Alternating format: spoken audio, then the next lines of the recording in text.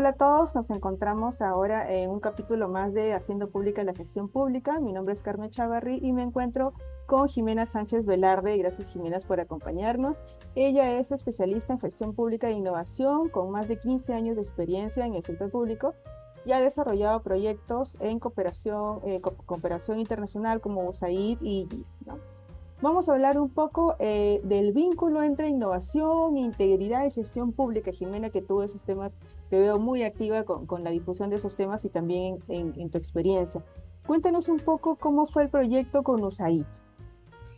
Sí, gracias Carmen por la invitación. Bueno, te cuento, a ver, yo estuve trabajando en un proyecto financiado por USAID, el proyecto de inversión pública transparente, entre los años 2020 y 2022. Iniciamos el proyecto en plena pandemia, un proyecto muy ambicioso que lo que busca, ¿no? Porque termina todavía este año, lo que busca es justamente diseñar, desarrollar e implementar estándares de integridad que hagan que la ejecución de los proyectos de inversión pública sea más transparente, digamos, que se pueda hacer también una mejor vigilancia ciudadana y que esos proyectos de inversión pública sean ejecutados de acuerdo a ciertos principios y estándares mínimos de integridad.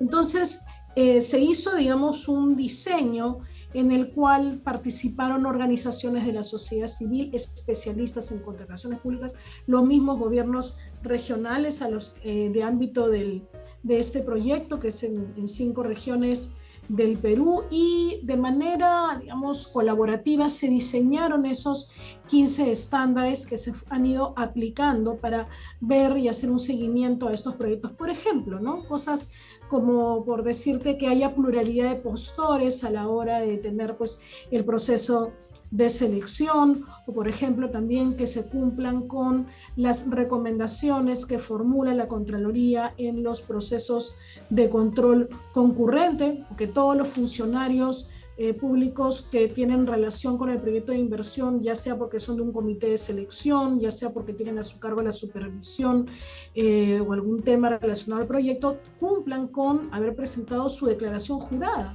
¿no? De ingresos, bienes y rentas, declaración jurada de intereses, y así, digamos, por cada una de las etapas de las contrataciones y del proceso de inversión pública se han ido estableciendo una serie de estándares.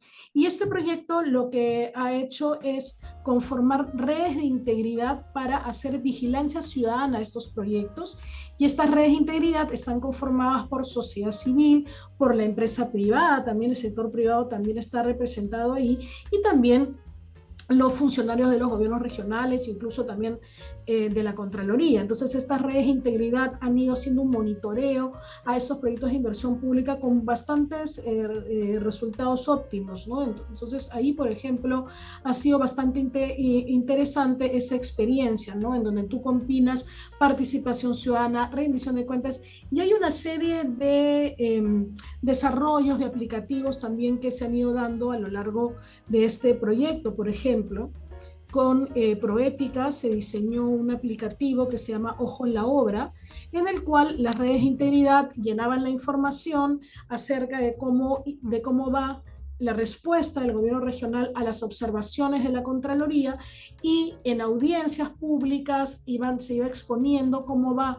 este cumplimiento, ¿no? O por ejemplo también se diseñaron códigos QR en una plataforma web para que las personas pues puedan tener la información acerca del proyecto, ¿no? Cosas como por ejemplo quién la ejecuta, cuál es el plazo, cuál es el monto, cosas, digamos, datos que son fundamentales y ayudan también justamente a hacer ese seguimiento. Pero además también hicimos una datatón en donde convocamos a desarrolladores que quisieran presentar iniciativas para mejorar justamente estos procesos de vigilancia ciudadana, y fue muy interesante porque a través de esta datatón lo primero que se hizo fue identificar fuentes de datos, y si no estaban abiertas, estas fuentes de datos, si no estaban en un formato abierto que se pueda reutilizar, los desarrolladores, bueno, hoy en día pues con todas las herramientas que existen, lo que hicieron fue scrapear, ¿no? Extraer los datos y crear sus propias bases de datos, ¿no? Entonces, por ejemplo, tenemos una serie de documentos en el Estado que los hacemos públicos, por decirte, los informes de control, ¿no? De la Contraloría, son documentos de PDF. Si yo quiero, por decirte, tener una base de datos de las últimas 300 intervenciones en control concurrente que ha tenido la Contraloría, saber en qué regiones son, cuántas personas están de repente identificadas con presuntas responsabilidades, de qué montos estamos hablando, de qué tipo de proyectos, en fin, va a ser muy difícil que yo acceda a esa data porque no está subida esa data, no la tienes. Tienes el acceso, sí, al informe de control, a una hoja de resumen, pero para poder tener esa data me tendría yo que descargar pues 600 documentos y estar pues hasta el próximo año leyéndolos, ¿no? Justamente los desarrolladores, por ejemplo, utilizaron una serie de herramientas, de técnicas y en 2 días lo que hicieron fue extraer toda la información de los últimos 10 años, ¿no? Una cosa de todos los tipos, además de controles que hay, ¿no? No solamente de control concurrente, sino de control previo, posterior, etcétera, ¿no? Entonces, hoy la tecnología nos brinda justamente herramientas que antes no teníamos y abre las puertas también para que personas, de repente, que no tienen una aproximación a la gestión pública puedan contribuir y ayudar. Y además, la tecnología democratiza, también, ¿no? Contribuye a que haya una mayor democratización. Entonces, por ejemplo, fíjate, convocamos a una empresa multinacional súper de tecnología para ver, a ver si quería participar en esta Datathon. Hizo como un prototipo de aplicativo, en fin, y nos dijo, mira, si me tengo que descargar toda esta data, me va a tomar pues por lo menos 2 meses, el aplicativo va a tener tiene un costo, en fin, bueno, podemos asumirlo, pero en fin, es un proyecto pues, ¿no? Que va a tomar unos meses. Bueno, estos equipos de jóvenes en 2 días hicieron eso, los pusimos en contacto con la empresa, los presentamos, y los de la empresa se quedaron impresionados y dijeron, sí, pues, o sea, entonces, hoy en día pues hay una serie de herramientas, en fin, ¿no? Interesantes, ¿no?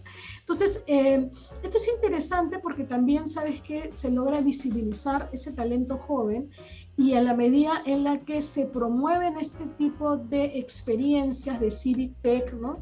Lo que haces es acercar al emprendedor, a la emprendedora de los desarrolladores, con también empresas privadas, sector privado y sector público, ¿no? Entonces me pasó una cosa muy bonita. La vez pasada yo estaba caminando ahí en el parque y me encuentro con un chico que me dice, hola, ¿qué tal? Que no sé qué, nos hemos conocido porque tú hiciste una Datathon. Sí, claro, le digo, yo me acuerdo de ti, ¿no?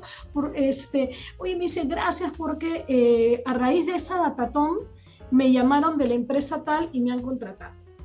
Me encontré con una chica y me dijo, oye, gracias, no sé qué, muy buena porque me llamaron del gobierno regional tal para hacer un aplicativo, ¿no? Entonces, también, justamente a la hora que tú juntas innovación, integridad, datos abiertos, gobierno digital, herramientas tecnológicas y emprendedores, también brindas oportunidades, dinamizas el ecosistema, etcétera, ¿no?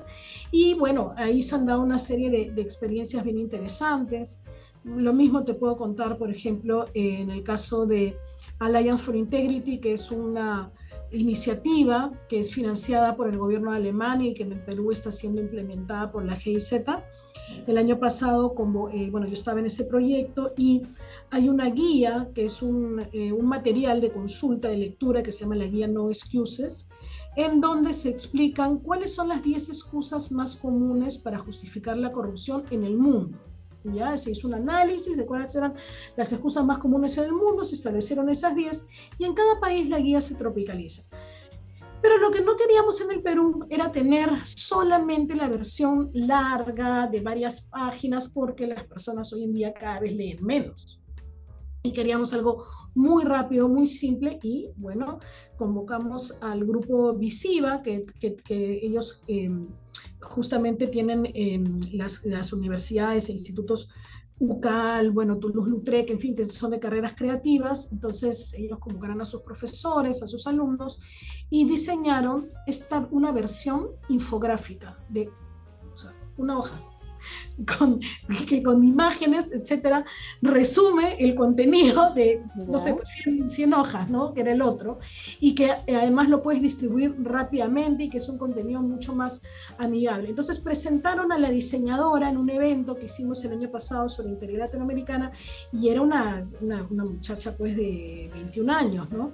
Que claro, ahora ella tiene también un producto que puede mostrar, que además se ha compartido pues a todas las empresas de la red Alliance for Integrity, a una serie de instituciones públicas, ¿no? Entonces es interesante justamente ese acercamiento, ¿no? Porque hace también que la gestión pública pueda contar con herramientas de manera rápida, de manera colaborativa y con enfoques probablemente muy distintos a los que se había pensado inicialmente y con enfoques más disruptivos de lo que uno puede encontrar en el Estado, ¿no? Y Jimena, dime, ¿cómo hacen estos proyectos de cooperación internacional para elegir los temas que abordar? Es decir, ¿hay algún análisis de prioridad o hay una temática por país o es que hay algunos de repente temas transversales? ¿Hay alguna también proyección a ver temas de manera transversal a nivel países? Es decir, por ejemplo, estábamos hablando de otro tema de lavado de activos en Colombia, donde ellos ya separaron bien el sector real del sector financiero y aquí todavía no está muy separado, entonces como que les cuesta un poco discernir cuál me aplica y cuál no me aplica. En el caso del tema de integridad, ¿cómo lo miran la cooperación internacional? Mira, en el caso de la cooperación internacional hay unos acuerdos que se firman, que se celebran, en donde participa, digamos, relaciones exteriores, se forma toda una comisión de trabajo y donde se establecen las prioridades países, ¿no? Entonces, cada cooperación, digamos, ofrece su ayuda en determinados temas y luego ya la presidencia del Consejo de Ministros establece cuáles van a ser los temas prioritarios y se establece, claro, un horizonte pues de por lo menos 3, 4 o 5 años, ¿no? Entonces, en el caso del Perú, por ejemplo, integridad es un tema que está presente yo creo, en todas las cooperaciones, ¿no? Como un tema prioritario, tanto la cooperación suiza como la cooperación norteamericana, como la cooperación alemana, incluso la española, ¿no? Entonces, eso es un tema permanente y además ahora con lo del ingreso al Perú a la OCDE, ¿no? Que es una aspiración que tenemos como país, los temas, por ejemplo, de integridad, de calidad regulatoria, de mejora de servicios, son una prioridad para el país, ¿no? Y cuando asignan presupuestos para la ejecución de los proyectos, ¿toman en cuenta, digamos, una asignación de recursos como cooperación o es que ahí es el mayor potencial de encontrar alianzas para poder desarrollar esos proyectos? No, cada cooperación fija sus montos y establece sus procesos para que se hagan, digamos, procesos concursables también, ¿no? Entonces, por ejemplo, ¿no? Por decirte, ahorita USAID está licitando un proyecto grande de cooperación para el Perú para los próximos años que va a tener foco en gobiernos subnacionales, ¿no? Para mejorar calidad de servicios. Y eso es porque ya previamente, ¿no? Ya se han establecido prioridades de cooperación internacional con relaciones exteriores, bueno, con la APSI, la Agencia Peruana de Cooperación Internacional, y ellos tienen sus propios procesos, ¿no? Entonces, una vez que establecen las prioridades, diseñan un proyecto y se lanza a concurso, ¿no? Lo mismo en el caso de la cooperación alemana, van lanzando proyectos y se concursan, ¿no? Entonces, el Perú también, a través de la GIZ es una agencia, ¿no? Que concursa también a fondos que establece pues, el gobierno alemán, ¿no? Entonces cada uno, digamos, tiene como que sus propios procesos, ¿no? Ujú. Y dime, ¿qué tan importante es integrar aliados en esas estrategias anticorrupción?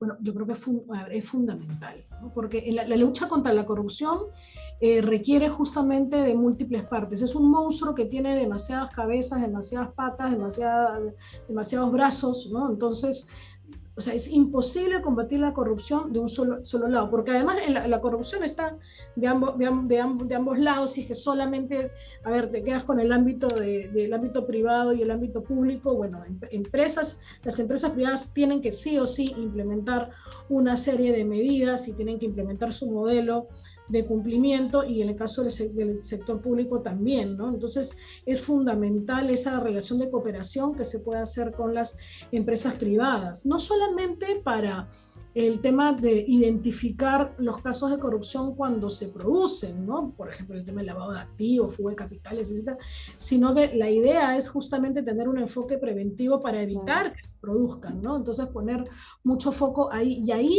es, o sea, fundamental esa relación de cooperación y te diría también de diseño conjunto, de aprendizaje conjunto, de diálogo conjunto. Entonces, por ejemplo, el año pasado, en Alliance for Integrity, hubo toda una preocupación por establecer un diálogo público-privado entre la Secretaría de Integridad Pública y el sector privado, para que el sector privado comprenda y entienda, ¿no? Entienda, identifique cuáles son los desafíos que enfrenta la Secretaría de Integridad Pública, cuáles son las limitaciones también que tiene, cuáles son los principales obstáculos que tiene, cuáles son los logros que quiere alcanzar, sus metas, y cómo vamos en el tema de la implementación del modelo de integridad y lo que implica también, ¿no? Entonces se hicieron una serie de diálogos, de conversaciones bien interesantes, y el sector privado empezó a entender, bueno, cuáles son los desafíos que tiene la Secretaría de Integridad, ¿no?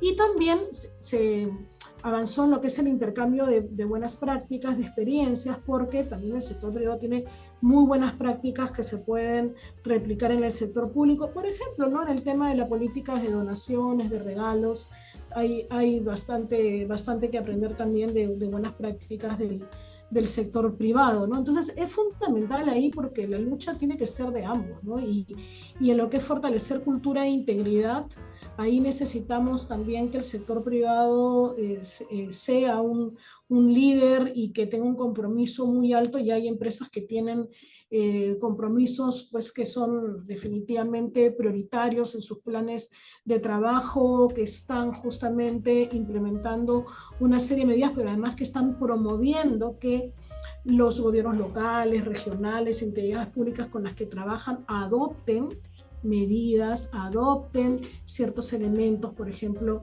del modelo de integridad, etcétera, ¿no? Entonces es crucial, porque si no, imagínate, o sea, imposible. Y dime, Jimena, ¿cómo cuido o cómo me aseguro que en el diseño del proyecto se incorpore el elemento de innovación, y cómo es que haces que el equipo que está involucrado en el proyecto también lo tenga en cuenta en el desarrollo de cada una de las actividades? Mira, yo creo que ahí lo más importante primero es sensibilizar, ¿no? Sensibilizar justamente al equipo, y hacerles entender ese enfoque que es tan prioritario, ¿no?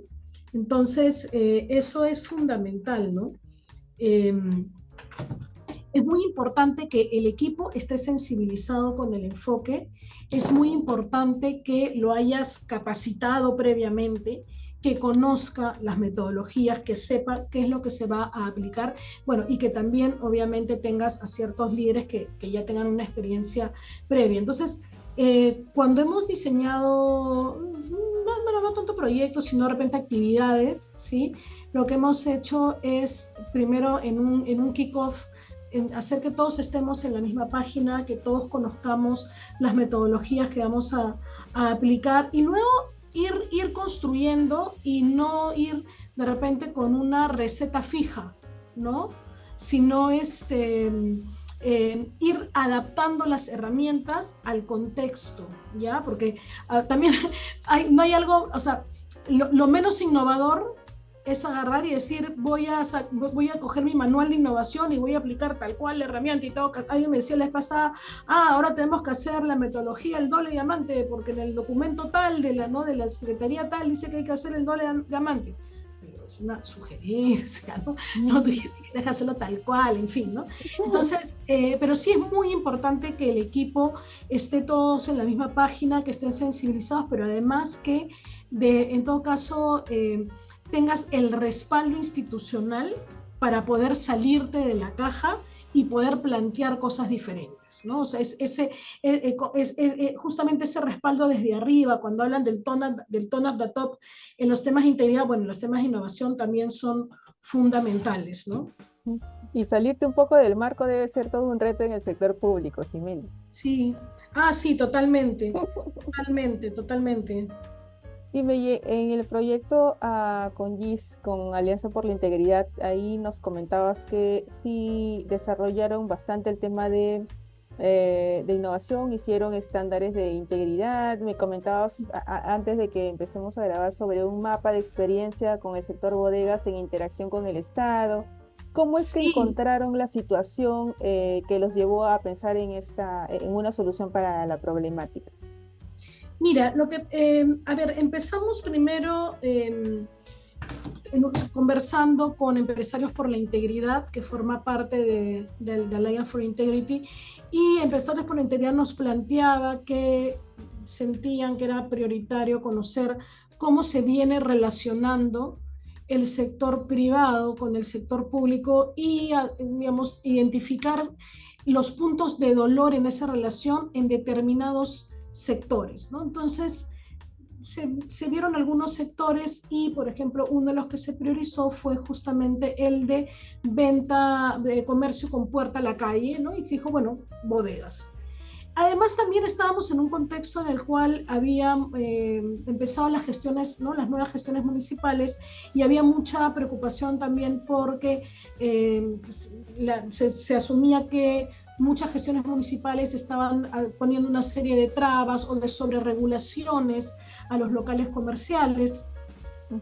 Se estaba debatiendo, por ejemplo, esta ley que aprobó el Congreso para delimitar el cierre de locales a Ahora, determinadas casos, ¿no es cierto? Y no que sea tan discrecional. Entonces, bueno, primero dijimos, hagamos un focus group, pero no nos parecía tanto el focus group porque de lo que se trataba era que la gente bueno, que tiene un negocio tipo bodega nos cuente a la franca, bueno, qué problemas has tenido. ¿Alguna vez has tenido, por ejemplo, que darle una coima a un funcionario, a un fiscalizador, o te han pedido, o alguna vez has tenido, qué sé yo, pues que hacerte de la vista gorda con alguna situación? O sea, ¿qué situaciones has pasado? Entonces, claro, nadie te va a decir en un focus group, sí, mira, yo tuve que hacer tal cosa, yo tuve que hacer tal otra. Difícilmente te lo van a admitir públicamente. Entonces, lo que dijimos, bueno, hagamos entrevistas de uno a uno en donde nos cuenten desde que iniciaron su negocio todos los problemas que han tenido y esa percepción que tienen también a través de la interacción con diferentes funcionarios del Estado. Porque claro, tú cuando inicias tu negocio, empiezas interactuando, pues, no sé, con SUNAT, ¿no es cierto?, con SUNAR para los registros públicos, y luego tienes que sacar tu licencia municipal, y luego también de repente te cae, pues, no sé, la inspección de SUNAFIL. Entonces queríamos saber cómo era esa relación. Fíjate, entonces lo que dijimos fue, bueno, ¿cómo hacemos mapa de experiencia?